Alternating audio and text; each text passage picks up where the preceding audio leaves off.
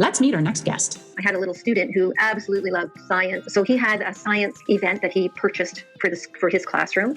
And I happened to have the flu that day. I was very seriously ill in the morning. And I got a call from my secretary and said, Mrs. So-and-so said that Peter's crying because you're not going to be at school today. Aww. You're not at school today. We need you to come in. Oh. I said, well, I'm just throwing up. Oh. I'm not sure I can come. So what happened next? Did she show up to work? Stick around to find out. Welcome to 85 After School. I'm your host, Nicole, and this is the podcast about teacher career and retirement planning through real-life stories of those who live it. So it's my great pleasure to welcome our next guest, Joan. You actually started with a different career before you became a teacher, but we'll hear all about it. So a warm welcome, Joan, to the show. Thank you. I appreciate your invitation and I look forward to our conversation. And we have lots to talk about. So we're going to pack it in there, Joan, but I really want to talk about this origin story of yours, what you started with as a career before you even was tapped to become a teacher. Well, I was a farmer since I was a wee little girl. I was working out in the greenhouse at 4 years old because I really enjoyed being out in nature. I didn't want to stay in and dust and things like that. So my mom let me go out and I have been a farmer all my life. When I graduated from high school, or from grade 13, remember that? My dad said to me, hey, do you want to go to school or do you want to be a farmer? Because you can do either one. And those were my choices. And so I said, I think I'd like to go to school, Dad. So I did. But here's the catch. I said, I always said I would never be a farmer or never marry a farmer. I did. You did both. I did both. So, and it's been amazing. It's been an amazing life for sure. So what finally tapped you on the shoulder to say, you know what, I think this teaching thing is pretty cool too. How did you get into teaching? Well, after I graduated, I think I took a year off in between to kind of decide what I wanted to really do. And I got into teachers college because I'm looking back on my life. And since I was also a little girl, I was the one playing school. I was the kid in the back of the room teaching everybody else how to do their spelling because they didn't get it. I was the one that taught Sunday school. I was always teaching people. And I thought, I need to be a teacher. It kind of hit me when you're at that place and you're thinking, what in the world am I going to do with my life really? And I thought, I love art, I love science, I love all these things. What kind of career will give me all of those things? Teaching was that career for me. So it truly was a calling from when you were a small child. It really was. My mom was a wonderful teacher. She wrote stories for us to learn how to read before we entered school. She taught me how to do everything, to bake and sew and garden and everything. And so I took my lead from her, and I give her lots of credit for my journey. What a wonderful way to pass on a passion that your mom demonstrated, the teaching, and it was modeled for you. And it was really a calling for you to go into teaching as well. How did your career unfold once you became a teacher? Well, I was almost hired immediately out of teachers college. I credit that maybe to my networking skills because I waitressed and did a lot of jobs. And in the meantime, and I happened to serve the principal who hired me. He really liked me. And so and his family. And so when he saw me in the interview room, he's like, oh, I remember you. So that was quite a fun moment and a teachable moment for everyone I've ever talked to. You have to be really, really good to everyone you meet because you never know if they're going to be your next employer. So I was hired right away. I taught in the elementary. I team taught.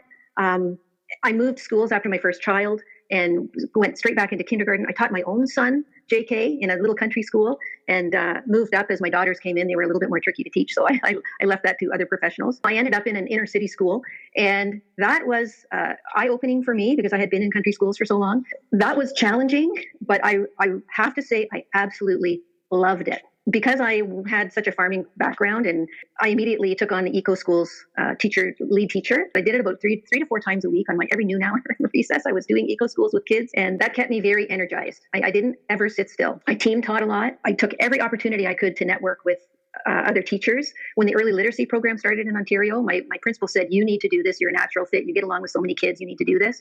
So I did that for a while, and that gave me a huge advantage when it came to reading books and teaching literacy because I really had the training to delve into it with lots of expertise. My career was 28 years long. I loved every single moment of it and wouldn't trade it for the world. Up to my very last day, I didn't tell my teaching friends that I was retiring because I did not want a big hullabaloo.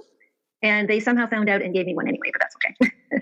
So people want to celebrate you, Joan. And for those of us that are a little bit more introverted and want to just slide out the back door, and our colleagues and friends kind of feel cheated because they want to celebrate all the wonderful things that you've contributed. But I like this event or the change in career where you moved from the country school to the intermediate school and then was able to bring your passion for the outdoors and eco schools as part of your career. There must be hundreds of memorable stories. If you had to just pick one, which I know is difficult, what would you think was your most memorable story that you had in your teaching career? There are so many. It's very, very hard to pick. But I mean, I'm going to go back to my first years of teaching. There's a little girl named Sarah. We were teaching kindergarten, and it was at the time when whole language came in, when you weren't supposed to put any words anywhere. They were supposed to absorb it. I'm not sure where they were supposed to absorb anything from. but my partner and I, we covertly did lots of literacy, phonemic awareness kind of things without being accused of not following the latest and greatest board initiatives. Well, this little gal, she in kindergarten, she, not all of a sudden, but after lots and lots of activity, she started reading. And I'm getting goosebumps right now because every time I think about her, I get goosebumps. I'm doing it right now. I love it. She was so joyful, and it was so infectious with the rest of the kids. And whenever I taught after that, that's what I was always shooting for, was that child success. That was, that was the most important thing to me, is a child's success. So this little girl, Sarah, 4 years old or 5 years old in your kindergarten classroom, and that was in the beginning of your teaching career. Ever wonder what happened to her? Or I know what happened to her. Oh, share. I live beside her grandmother right now. Oh, that's amazing. So she's got to be in her 30s, this little kindergartner. Absolutely, yes. Yeah. And her story is common in my career. I have a little story. I had a little student who absolutely loved science, and I loved teaching science. It was one of my favorite subjects to teach. And I always brought, farming into it and so forth, and all kinds of stuff. So he had a science event that he purchased for his classroom. And I happened to have the flu that day. I was very seriously ill in the morning. And I got a call from my secretary and said, Mrs. So-and-so said that Peter's crying because you're not going to be at school today. Aww. You're not at school today. We need you to come in. Oh. And I said, well, I'm just throwing up. Oh. I'm not sure I can come. And I said, well, let's see what I can do. Well, I ended up taking Gravol or whatever, and I showed up to school against my better judgment. I stayed and made his day. But I'm just saying that you don't have to do that. In hindsight, I'm thinking that was probably silly. I wonder how many other kids got the flu. I know it made his day and everything, but sometimes we teachers go the extra mile, and to beyond really, the call of duty. that one was beyond the call of duty. I'll share another one. There was a little fella, and he was in my grade 2 classroom, and he didn't know how to read and write, and we were writing, and he was so sad and had no confidence. And a lot of other kids were already writing words and so forth in grade 2, and he was not. And, the minute he put scribbles down in letters, and I was working with him, and the light started to shine in his eyes, I just thought, okay, I got him. I hooked him. I got him. Well, long story short, probably 20 years later, his mother came up to me in Walmart. I just want to tell you that Johnny, you were Johnny's favorite teacher, and thank you so much. And so, when you I'm going to cry. Yeah. When you don't always realize that you're doing that. But when you get the feedback, even that many years later, that's the impact that you've had on a child or children, it just makes you feel so validated that you chose the right career, that you chose the right path. And I would argue, Joan, no amount of money is worth more than just hearing they're doing great in life. They remember you. They had such fond memories, and they're doing well. Was there anything surprising when you first retired? Yes, there was. I was shocked at the feeling of losing my identity, and feeling as if I was a bit lost and didn't really have my purpose. Now, in retiring early, I did have a goal to look after my parents and to look after my children, because I was not, after my first husband passed away, I wasn't as present as I should have been, because I had a full-time career. I had to take care of them and support everybody. So yeah, it was tough. So, but at the same time, that aching feeling, that not getting up in the morning and think, hey, I know I have to do all these things for other people, but what am I going to do for myself? Because I still need to have an identity and a purpose, and I still need to feel good about myself when I wake up in the morning. That was really surprising. So that's why I went I ran my own cleaning business. I started working for the pesticide bug company. I did all kinds of things until I kind of sat back and said, you know what? I'm retired. I have all of this freedom. Why aren't I following what I really love to do? I didn't really need those finances per se. I decided that it was time. It was time to have some me time, and that freedom to pursue my innermost desires was quite exhilarating. And Joan, I think teachers aren't the only ones, but because their identity is so closely tied to what they do, I think for teachers it's definitely hard if they are so intensely involved in their career that they sometimes neglect to nurture those other hobbies or separate their identity from being that teacher.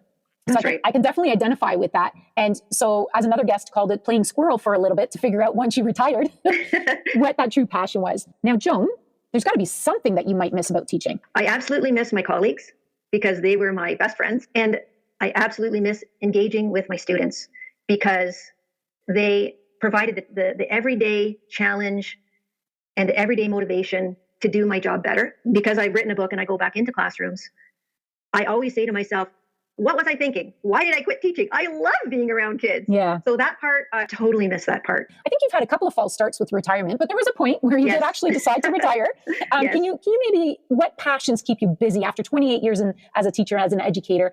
You pivoted into retirement and you've done lots of things, but most importantly, you wrote a book. Tell us how that happened. Well, I am the creative sort. I paint, I write, I craft, I do all that stuff. I travel. My passion really is to get all those experiences and observations into my imaginary backpack. That's what I tell the students. It's my imaginary backpack full of my toolkit. And I can't get that out of thin air. I have to go do things in order to fill up those ideas. And then I write. And what spurred on this book in particular was a little session with my granddaughter, Audrey. I was babysitting her and I was reading Frosty the Snowman. And we always do writing activities. And so after the story was done, I said, Audrey, did you like this book? Was this a good book for you? Yeah, it was okay. And I said, oh yeah, it was okay. I said, Audrey, how about we write another story, but this time with a modern day snowman? Let's see if we can make our own one that's a little bit more for kids now. And so we sat down to brainstorm this character. I drew him. We gave him all the character traits that he could possibly have to be a modern day snowman, complete with a cell phone and a magical hat that charges and a snowboard that's very cool, et cetera, et cetera. And she wrote the 4-page little book in her left-handed scribble, not from left to right, but from right to left, and her tiny little pictures that you could barely see. And I took it home and I thought, I'm going to finally get this dream that's been sitting in my heart probably all my life to write a children's book. And this is going to be hers. And it's going to be my legacy to her, with a message that if you can dream it, you can do it. And I've always tried to model that kind of things for my own children. Like if you want something, you have to go get it. And for Audrey, it was the most fantastic thing, because when the book made it into her hot little hands, she looked at me with these wide eyes and said, Grandma, we just wrote this book and here it is. And the look of pride on her face was so phenomenal.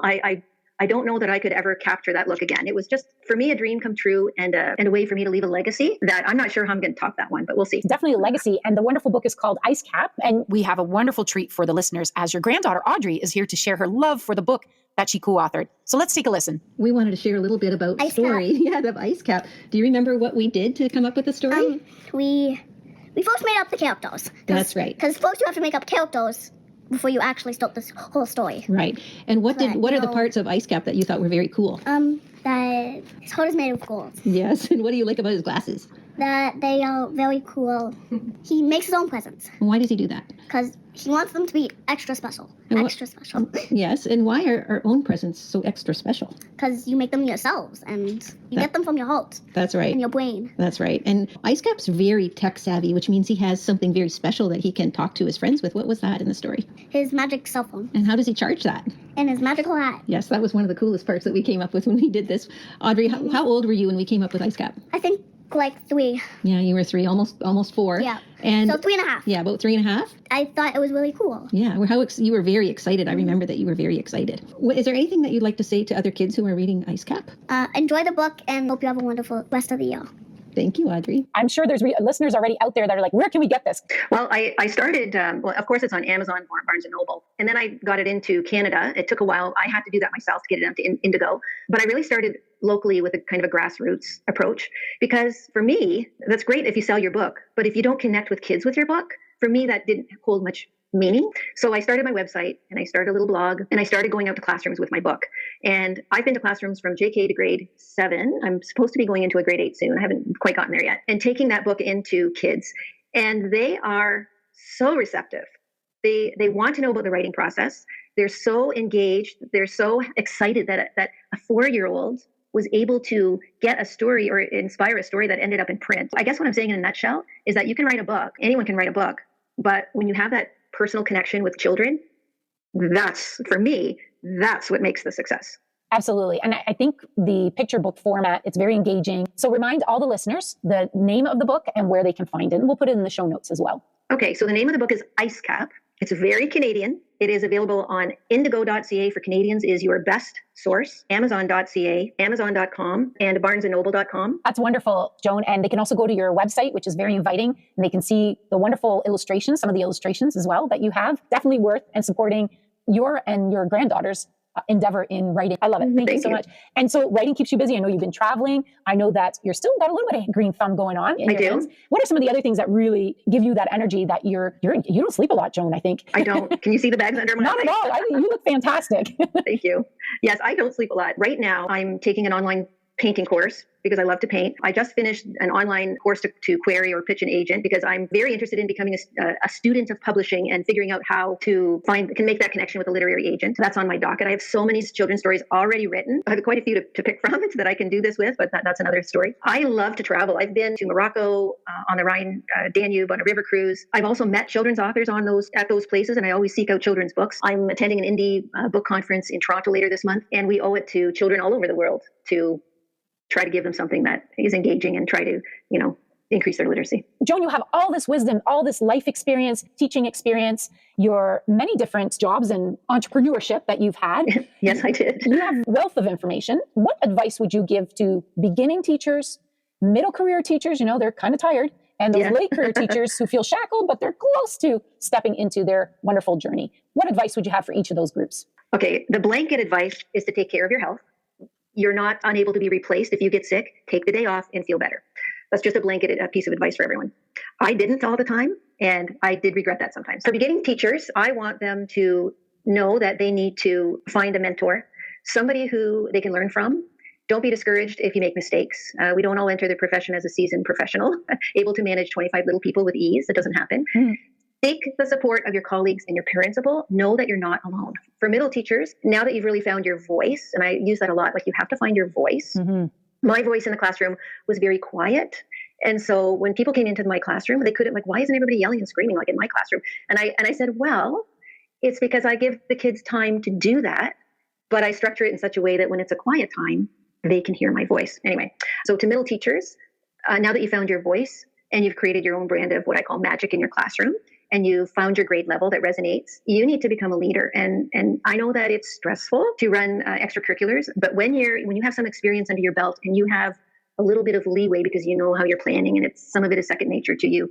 And I'm not discounting what's happening in schools right now because I know it's challenging. But I just want to say that when you take on a club of some sort, even if it's for a 2-week period, the impact that you have on those students that aren't necessarily in your class is unbelievable. They will always remember you. And in my case, they will always come back and thank you for that. For the older teachers, I know that some days you just feel like, I could retire today. This would be a good day to retire. Do I really need another program up my sleeve? Not really. I think I know what I'm doing. But here's your chance to be that mentor. Here's your chance to develop the bullpen for the next generations of students with your wisdom and your resources and your time with your colleagues. Your voice is the strongest and your experience is the richest. So share it. Don't be alone. Get out there and share it. Again, to all levels, make sure that your career doesn't burn you out. It's okay to take time off. But it's also really, really important to remember that you have a responsibility to your own well-being, because if you're not well, then it's really hard to be there for others. So yeah, I agree with you 100%, Joan, but I think a lot of teachers have this personality where they feel that responsibility to everyone else and then neglect their own needs at certain points. So great advice for the beginning, middle, and late career teachers. Pretend we have a little time machine, Joan, and we were able to go all the way back to when you first started teaching. With all the wisdom you know now, is there anything you would have done differently? Yes, and it has to do with finances. There's a million things that you could do to improve yourself. But when I look back at it, I spent over $2,000 a year on classroom materials, not unlike most of my colleagues. And at some points, I felt like an island. I did everything by myself. I made everything by myself. I bought everything by myself. And at the time I started, we weren't giving tax receipts to anyone. Right. And later on, the schools had kits and so forth. If I were to go back, I would dig deeper and start connecting with my colleagues and saying, hey, and I did that in my last years of teaching because we did do that. And I still have kits that I lend out to people. I would develop kits, learning literacy kits, whatever, and share resources because, those $2,000 a year, I'm not saying I wouldn't still have spent lots of money on my own students, but those $2,000 a year could have been invested and they would be huge right now. Yeah, absolutely. But hindsight is 2020. So if there are any new teachers out there, please think about how you're allocating your money and do everything you can to team teach, ask other people for resources. When you're in retirement, you think back and I say I spent $50,000 over my career on my classroom, probably more. Wow. That would have translated into a lot at the end of my career. I agree, Joan. I wrote a book called Smart Teacher, Teach Your Career and Retirement Planning. And that's one of the pieces of advice that I spend time on in the book is let's calculate if you spent this much money in each of your year or 1 year, how much would that be over the lifespan of your teaching career? I know most teachers are very caring and want to do the best for their students, but I agree with you. That's hindsight is 2020, right? Yes. At the time, it bugged me, but it wasn't about me. It was about the kids. So whatever I could do to make the kids experience awesome, Exactly. I did it. Yeah, exactly. And I remember when I started my teaching career, walking into a classroom, there's absolutely nothing. A little advice for retiring teachers: pay it forward. Give your stuff to the new ones. I love that, Joan. I did that too. I parted with it, and like you, I knew the teachers that I gave my items to would use that thoughtfully and take care of it, and it made both of us feel good. That's right. And some things I kept for my grandchildren, so that's been wonderful. Amazing. So you gave that little bit of advice on, if you don't have to spend money in your classroom, keep it in your pocket and invest it. Do you have any other financial advice for people that are retiring without getting into too many specifics? I would say what I did was looked for opportunities to invest in property, and that turned out very, very well. I tried to keep a portfolio mid-risk. At the end of the day, I used a financial planner. That financial planner piece, well worth the money spent on that. I think it's great advice that you're giving, especially when some individuals think that the teacher's pension may be sufficient, but you never know if you have to retire early or what kinds of medical needs you may have down the road, or especially if you have multiple children that need to go through the university education. So it's a good idea not to just depend on your teacher's pension, but to look into other ways of hopefully saving and investing, and having an expert is a great way to look at your own retirement planning. So thank you for that. Joan, we've reached the part of the show where I ask our guests to contribute a gem, that one nugget of wisdom that can resonate with the teachers and administrators, people working in schools, to help them stay healthy and focused on their career. I talk about this with one of my best friends and former colleagues all the time. Mm-hmm. There's so much going on, but when you get right down to it and you think about the purpose of teaching, even in a time when kids are facing issues of food security and societal breakdown and mental health issues, you always have to remember that children are our future, and they are our greatest natural resource, and you have chosen to develop that. So every day is a day you can impact a child's success, no matter what challenges they are dealing with. It's a tall order, but it's the reason we teach. It's all about the children. And for me, it's still about children. They're marvelous. They have minds that are itching to expand and to create. And it's our job to make a place and a space for them to do that. Teachers need cheerleaders. And if you can be that teacher that cheerleads for your colleagues, be that one. Tell each other you're doing a really good job. I love that, Joan. Indeed, I think we need cheerleaders to remind us of that passion of working with children. And I genuinely think lots of individuals in the classroom love the students, and then they get distracted or things bombard them. So remembering that you're there to ignite that learning passion and really develop lifelong learners. Because even though they might be in your grade 4 class, they're going to need to learn when they're in their 30s and 40s and 50s at whatever job they're doing. So I love that. Be each other's cheerleaders and ignite that passion. Joan, it has been such a pleasure speaking to you. And I know the listeners are going right to the internet to look for your website and to order the book Ice Cap, which is such a wonderful story and such a wonderful celebration and legacy for yourself with your granddaughter. And I really want to thank you for taking the time to speak with us today. Thank you. I appreciate your time as well. Thank you. Well, that's our show for today. Thanks for joining us. Be sure to subscribe to the podcast so you know when new episodes are uploaded. We'd also love to hear your feedback.